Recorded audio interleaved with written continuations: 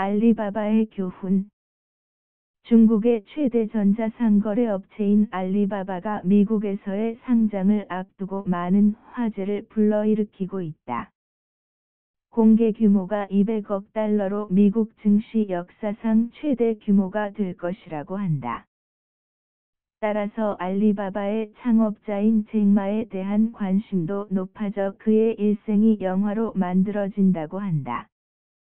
그리고 알리바바의 초기에 투자하여 이번 미국 상장이 성공되는 경우에 3,000배 이상의 수익률을 기록하게 될 소프트뱅크의 손정혜 회장에 대한 투자 전략도 화두가 되고 있다.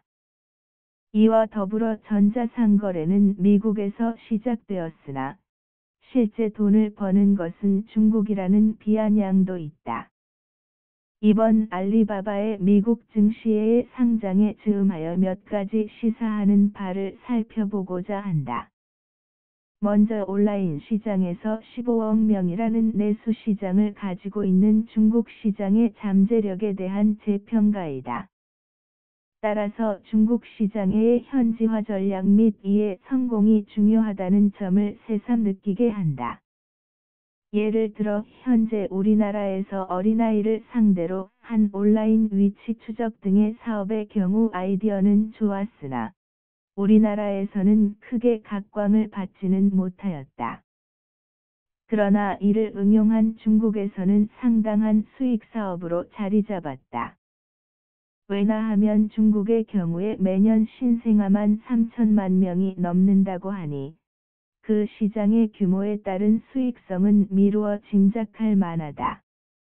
알리바바 역시 현재의 매출은 그리 크지 않으나 중국 시장의 최대 전자상거래 업체라는 점 등이 반영되어 이번 미국 상장에서 큰 파장을 일으키고 있는 것이다. 또 하나 주목할 점은 소프트뱅크 손정혜 회장의 투자 기법이다. 중국 시장의 잠재력을 믿고 전자상거래의 초기 선두업체에 대한 과감한 투자 결단은 놀랍다. 그러나 더 주목할 만한 점은 그의 장기적인 투자 전략이다. 알리바바가 지난번 홍콩에 상장이 되어 큰 돈을 회수할 수 있었음에도 그 당시에 이를 처분하지 않고 더 큰 자본시장인 미국에 진출할 때까지 묵묵히 기다려온 것이다. 이를 초기 벤처 투자에 응용하면 특히 지식재산에 대한 투자에 있어서는 좀 더 장기적인 투자가 필요하다는 점과 일맥상통한다고 본다. 그리고 인터넷상의 온라인 금융상품의 급속한 성장에 주목할 필요가 있다.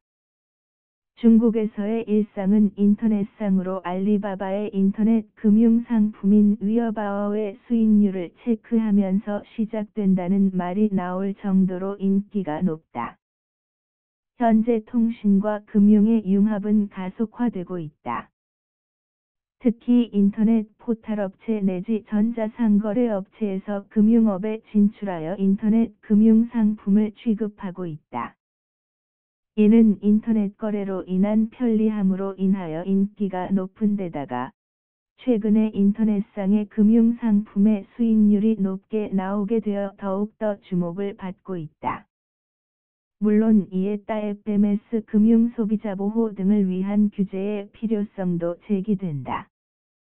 그렇지만 무엇보다도 이러한 국제적인 추세에 맞추어 우리나라에서도 이제는 인터넷 금융산업의 발전을 좀 더 지원하는 법제도적인 사회 인프라를 재정비할 필요가 있다.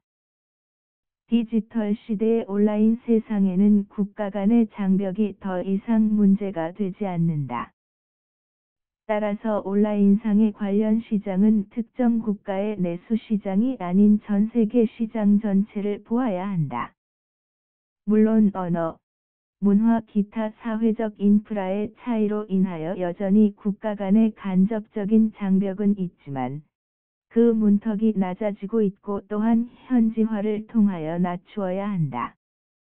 이런 측면에서 온라인 사업과 관련한 국내법적인 규제 역시 이런 시각에서 접근되어야 한다. 즉 우리나라의 온라인 사업자에 대하여 국내 시장에서의 독점력 등을 기준으로 규제하는 것보다는 전 세계 시장을 상대로 이를 판단하여야 한다. 그리고 세계 시장에서의 경쟁력을 제고할 수 있는 제도적 지원책이 강구되어야 한다. 특히 중국 시장이 가지는 잠재력에 대하여는 다시 한번 재평가가 필요하고, 나아가 인터넷 산업에서의 다양성 특히 금융업과의 융합으로의 지원책 등의 모색을 통한 국제 경쟁력의 강화가 시급한 과제로 보인다.